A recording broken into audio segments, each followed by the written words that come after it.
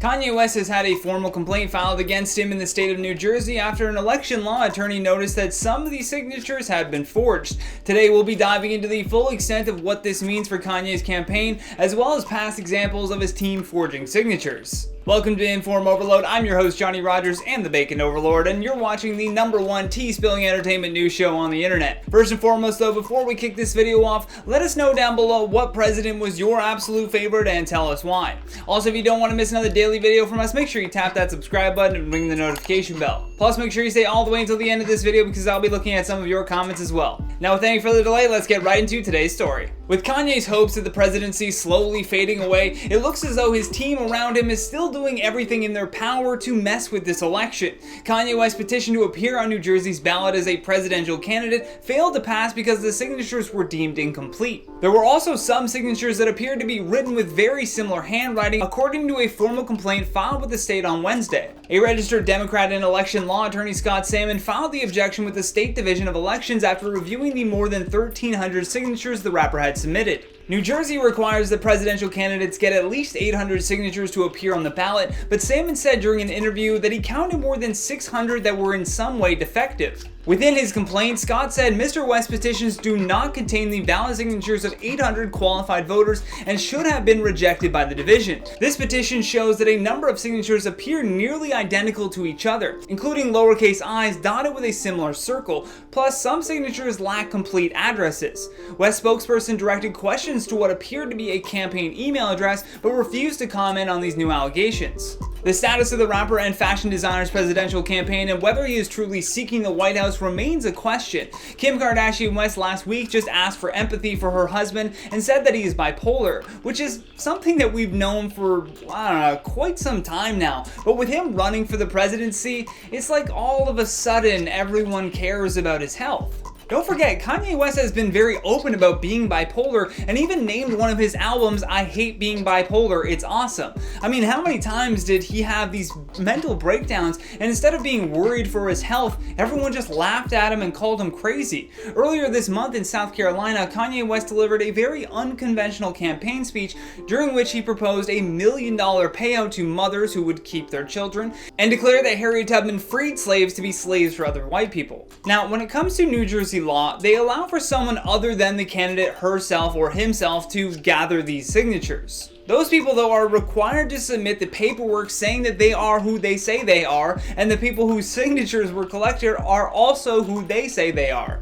However, according to Scott Salmon's complaint, all of those documents were never filed on Kanye's behalf. Now, I really doubt that Kanye himself did this. What's more likely is that he's surrounded by yes men who have gone above and beyond to shift this election in Kanye's favor just to appease their boss. According to Scott, sometimes similar handwriting in some of the fields can be explained by a circulator filling out the paperwork. This would only take place if the campaign was short on time and his team was filling out the paperwork after the petition was already signed. Although Salmon said that in the 5 years that he's been a New Jersey election law attorney, there has never, ever been an application with this many issues. I should also mention that even though Scott is a Democrat, he did not file the complaint on behalf of the Democratic organization. Instead, he just filed it on his own behalf, which was first reported by Politico. Now, as I mentioned at the start of this video, this isn't even the first time that someone from his camp has decided to forge signatures either. Back in 2019, his former friend and music associate Malik Yusuf was sued for forging Kanye's signature and making millions of dollars in the process.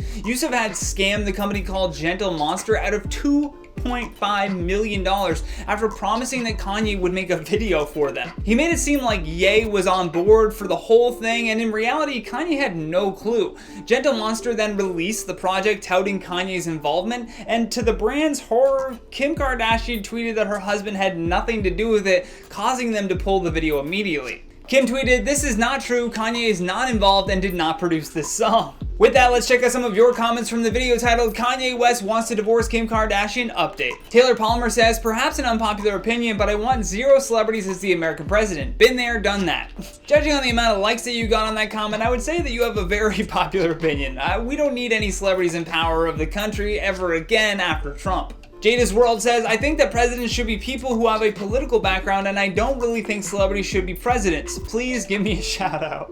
Jada's World coming in with the facts. Look, it should be a position given to those who have at least worked in politics for some time and can, at the very least, understand that their actions have consequences. I mean, that feels like common sense, but it's not common anymore. And there's your shout out. Leslie Smith says, let's just pray for him. As much as I dislike the Kardashians, Kim and Kanye are a nice couple and their kids need both parents. I agree that as much as we may not like them sometimes, we need to at least respect their privacy and allow them space to grow. I mean, those photos of them fighting in a car, it's like, can you imagine you having a fight with your spouse and then photos are circulating all over the internet? Awful. Sammy Hall says, I think isolation, quarantine, and lockdown will have an effect on loads of people's mental health.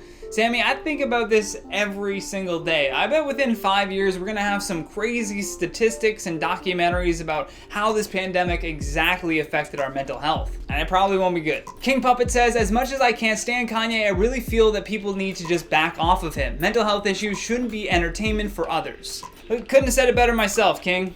And you're a king for that. Thank you so much for watching, and thank you to our editing team for all of their hard work. If you enjoyed this video, then please show us some love here by tapping that like and subscribe button. Plus, don't forget to leave us a comment down below with your thoughts on today's story. And for more videos like this one, all you gotta do is tap that playlist when it pops up. From Inform Overload, my name is the Bacon Overlord, Johnny Rogers, and until next time, stay classy.